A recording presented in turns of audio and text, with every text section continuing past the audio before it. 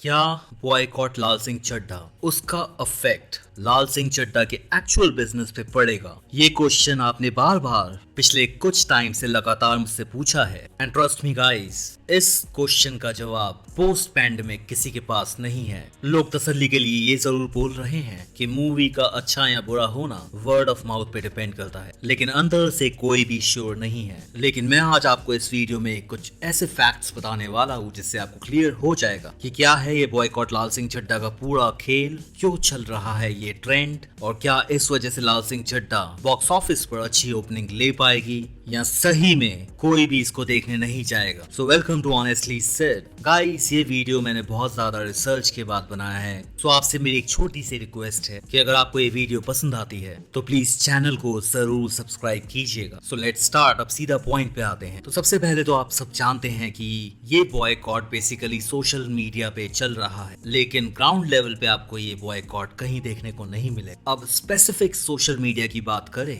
तो आप नोटिस करेंगे कि out of all the social media platform ये नेगेटिव ट्रेंड सबसे ज्यादा एक ही सोशल मीडिया प्लेटफॉर्म पे दिखता है, जिसका नाम है ट्विटर। तो इससे एक क्वेश्चन मार्क खड़ा होता है कि खाली हम ये बॉयकॉट ट्विटर पे ही क्यों देख रहे हैं। तो इस आंसर को समझने के लिए हमें समझना पड़ेगा ट्विटर के ट्रेंड्स को, कि किस तरीके से वो काम करते हैं, कौन उसको चलाता है, and the most important point, उसको चलाने का रीजन क्या है। तो गाइस, ट्विटर के ट्रेंड्स को समझाना नॉन टेक्निकल वे में आसान नहीं है। तो इसको और इजी करने के लिए आप सबसे पहले ये समझिए कि ट्रेंड का मतलब क्या होता है। कोई भी ऐसा इशू जिससे बहुत सारे लोग सहमति रखते हैं और उसके लिए आवाज उठाते हैं, और इस आवाज के साथ जब लाखों करोड़ों लोगों की आवाज और जुड़ जाती है तो वो एक तरीके से ट्रेंड बन जाता है। तो आज से 7-8 साल पहले जब ट्विटर पे कोई भी इशू ट्रेंड करता था जिसके पीछे रियल जनता की आवाज होती, और यही रीजन था कि ट्विटर एकदम से मोस्ट पॉपुलर प्लेटफॉर्म बन गया जिसपे लोग अपनी आवाज उठा सकते थे बहुत ही ऑर्गेनिक वे में। लेकिन on the flip side Twitter हर फाइनेंशियल ईयर में हैवी लॉसेस में जा रहा था compare to other social media platform. इसके पीछे एक सिंपल सा रीजन ये था,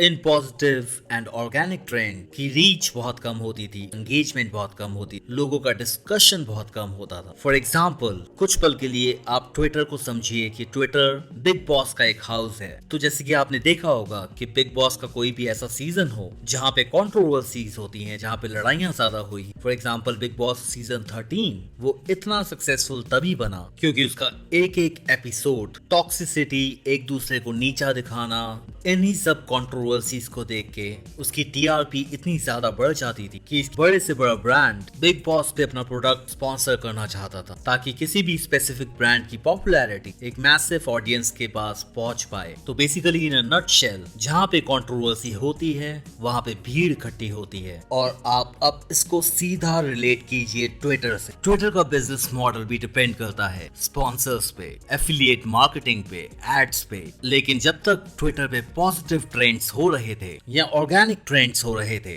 तो उन ट्रेंड्स की टाइमलाइन कुछ इस तरीके से कम होती थी कि कोई भी ट्रेंड ज्यादा टाइम तक टिक नहीं पाता था, और इसी वजह से स्पॉन्सर्स हो या फिर एड्स हो, उनको अपना रिटर्न ऑफ इन्वेस्टमेंट नहीं मिल पाता था। और इसी वजह से बिजनेस को सरवाइव करने के लिए ट्विटर धीरे धीरे लीनियंट होने लगा। ट्विटर ने फेक कैंपेन्स हो या नेगेटिव ट्रेंड्स हो, उनके अगेंस्ट एक्शन लेना कम कर दी, क्योंकि ट्विटर को ये समझ में आने लगा कि जब जब नेगेटिव ट्रेंड चल रहा है तो वो दिन रात चल रहा है और उसमें लोगों की एंगेजमेंट और रिटेंशन टाइम बहुत ज्यादा है। और जैसा कि आप जानते हैं कि कोई भी सोशल मीडिया प्लेटफॉर्म हो वो फ्री इसलिए होता है क्योंकि बड़ी बड़ी एड एजेंसी को आपका डाटा चाहिए होता। वो आपको पूरी तरीके से स्कैन करते हैं, आपकी प्रोफाइलिंग करते हैं और उस डाटा को माइन करके आपके सामने आपकी पसंद की एड्स शो करते हैं, और इसी की वजह से ट्विटर पैसे कमा सके। अब इस चीज को और बढ़ावा देने के लिए ट्विटर ने मोनेटाइजेशन भी खोल दी, यानी कि जहां पे पहले ट्विटर पे लोग बिना किसी लालच के सिर्फ अपना पॉइंट ऑफ व्यू रखने चाहते थे, वहां पे ये प्लेटफॉर्म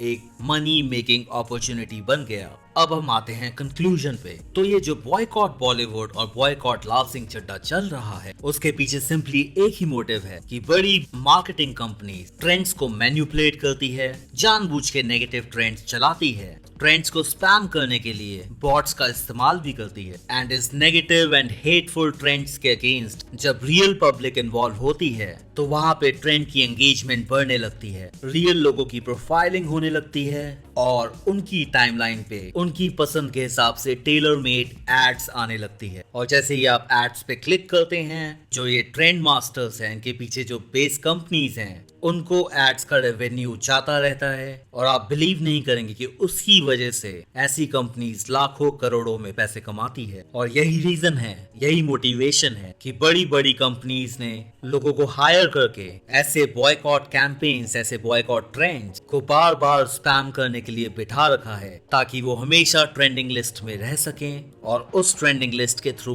वो एफिलिएट मार्केटिंग या फिर एड्स को डाल के करोड़ों रुपए कमा सके। तो गाइस, आई होप आप समझ गए होंगे कि कौन है ये बॉलीवुड बॉयकॉट कैंपेन चलाने वाले, क्या है इनका मोटिव जो सिर्फ पैसा है। इनको मूवी से कोई भी लेना देना नहीं है। तो ये है बॉयकॉट लाल सिंह चड्ढा के पीछे की पूरी सच्चाई। ये कैंपेन्स फेक हैं और इसका मूवी के बॉक्स ऑफिस पे कोई भी फर्क नहीं पड़ने वाला। So that's it for this video and guys, please subscribe the channel ताकि मुझे मोटिवेशन मिल सके कि मैं ऐसे और फैक्ट बेस्ड वीडियोस आपके सामने लाता रहूं।